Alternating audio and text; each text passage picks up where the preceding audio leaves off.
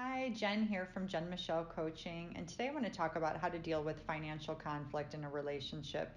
This is a big one that I hear from a lot of women about, that they feel like they can't disclose what they do with some of their money, or they can't share some of their deepest dreams or what feels like a priority to them out of fear that it'll be just told that it's not important, it'll be dismissed, or it will lead to an argument over finances and what's doable with, the income that either he's providing or she's providing, or shared income. So it can apply to any situation. Number one, be honest with what's important to you. Really own the things that feel important to you. So if something feels like that he's not going to, view it as the same level of priority, but it's something that feels really non-negotiable and important to your heart or to your emotional well-being, not being afraid to own that. And that means to just simply express the desire. I would really love to be able to take a trip once a year. That feels really important to me.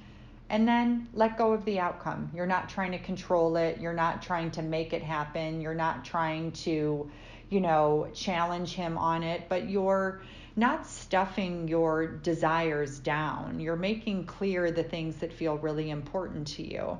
And then if he's not able to get on board with it, then finding an alternative way for you to truly take care of yourself. So if he's not down with your desire, well, what can you do for yourself that honors that part of you and what that deeper part of you needs, in a way where you're able to really nourish and nurture that desire within you? So it's really key to not just stuff it down and feel like we can't say it, or we can't talk about it, or we're not allowed to want it, or we should be doing something else with it, that type of thing, because that just leads to resentment and it leads to anger over time. Number two, setting shared expectations. And this can be a really game changer if you're in a situation where money just feels like a nonstop power struggle. Being able to share the things that are expected from each of you in order to pay for the basics that are necessary, and some of the non-negotiables that make life feel good and that make you feel like you're alive, or they prioritize your joy, your happiness, and your sense of just feeling cared for and feeling nourished. So making sure that you have those shared expectations and you have an open and honest dialogue about what's realistic, where you both feel really heard and understood, that that desire is clear and it's communicated, and then being flexible within it. So if you want to go to somewhere internationally once a year and that's not in the budget, then that's kind of reasonable, right? But how can you modify that then so you're still honoring the part of you that wants to travel or that wants to get away, but you're also respecting the finances and your partner's needs within the relationship. So having that flexibility is key, but also just being able to talk about those shared expectations so you feel heard and understood, and vice versa, is really critical, because otherwise it's just like you just fester, right? It just stays underneath and it comes out in other ways until often it explodes into an eruption when perhaps you see your partner do something that you haven't talked about but feels out of alignment with those sort of shared values and that mutual respect that you want to show one another when it comes to finances. Number three, I love this from John Gottman's work. With those of you that I've worked with, that I'm a huge fan, but being able to have those shared dreams and to be able to speak about those shared dreams really openly, really authentically, and really vulnerably.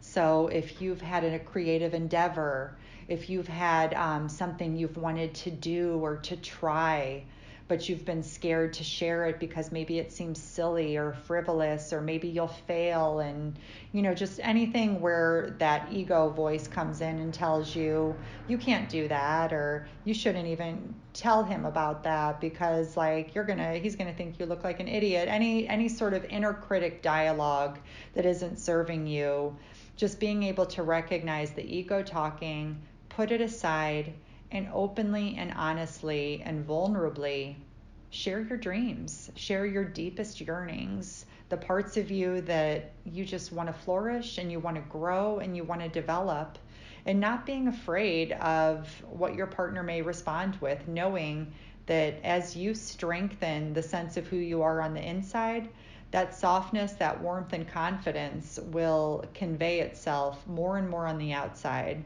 And just the act of sharing our dreams and sharing what the deepest parts of us desire is key in releasing any of that stuff we've been holding on to, and releasing and diminishing the ego voice that we've been listening to in our lives perhaps far too long when it comes to a certain area. So shared dreams when it comes to finances is really key, because if we're too afraid to really share what it is that we deeply want or what it is that we deeply desire, remembering that men are very solution oriented, how can we expect him to support those dreams? And so how can you take action and empower yourself to not only share your dreams, but to nudge yourself a little bit closer until they start to take off in a way that is really beautiful and inspiring and supportive to the partnership, while also giving that same